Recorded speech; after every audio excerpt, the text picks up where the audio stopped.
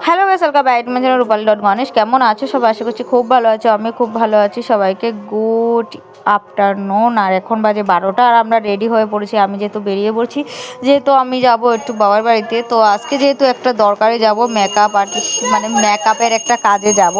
তো তার জন্য আর কি আমার বোন আজকে আমাকে একটু সাজিয়ে দেবে। তো তার জন্য আর কি আমরা রেডি হয়ে বেরিয়ে মানে চলে আসছি আর কি। তখন আর ভিডিও শুরু করতে পারলাম না রাস্তার মধ্যে, যেহেতু একলাতে ব্যাগ ট্যাগ ছিল। তো তার জন্য আর কি তারপর বোন এসে দেখি ছোটো বোনটা এখানে সাজছিল, যেহেতু ডান্সে যাবে। তো তার জন্য আর কি একটা ধামালে ডান্স দিবে। তো তাই এখানে সাজগুজ করার জন্য পুরো, আর ওর মুখে একটু থ্রেডিং করতে গিয়ে কেটে গিয়েছে আর জ্বলছে। তো এইভাবেই আর কি জ্বলছে। তো কি করব, এদিকে হাসছে, ইয়ে করছে, হাসছেও কাঁদছেও, মানে এইভাবেই যাচ্ছে আর কি।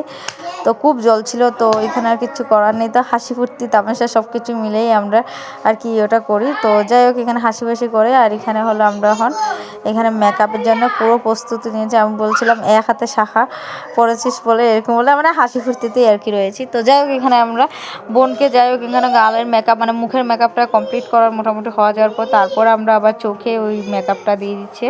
তো তারপর আমরা বোনকে এইভাবে সুন্দর করে সাজিয়ে, প্রায় হাতে লক্ষ্মী লক্ষ্মী লাগছিল। তারপর এখানে প্রায় 2টো বেজে গিয়ে, তারপর এখানে মুখে লিপস্টিক লাগছিল। মেকআপ শেষ করে কমপ্লিট করতে করতে প্রায় 2টো বেজে, 2:10-15 এরকম হয়, 10ই বেজে গিয়েছে। তারপর বোন এখানে মানে রাগারাগি করছিল। তো ঝটপট করে এদিকে তাড়াতাড়ি করে আর কি বোন সেজেছে। তো কমপ্লিট সাজা। তো তারপর তারা বেরিয়ে পড়েছে। তো এখানে হলো আমের পল্লব পাড়ার জন্য একদম প্রস্তুতি নিয়ে নিয়েছে।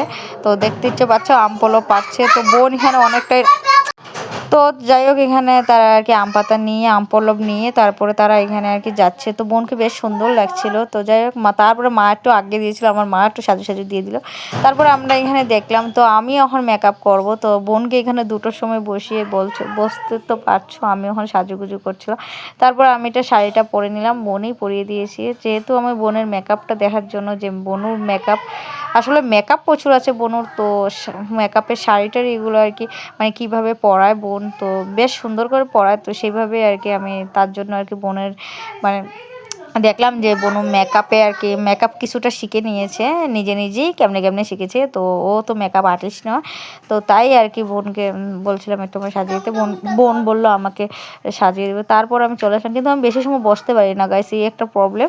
আমি মেকআপ করতে বসতে পারি না, আমার একটু স্থির নেই আর কি। তো আমার এরকম চুলকানি চালকানি এইগুলোই আর কি শরীরের মধ্যে করছিল। তো অশান্তি লাগে, আমার বেশি সময় বসতে পারি না।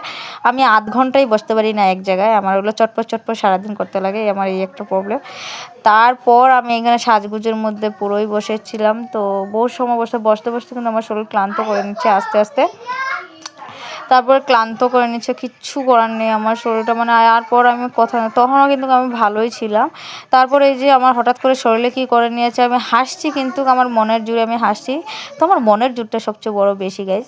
তারপরে আর কি আমি জল টল খেয়ে ফ্রেশ হয়ে তারপরে একটা ভিডিওতে ক্লিপ নিতে পেরেছেন, আমি মাটিতে লাস্টের দিকে আমি বসে পড়েছি। তারপরে এই যে মাটিতে বসে কিন্তু আমি কলকাটা দিয়েছি।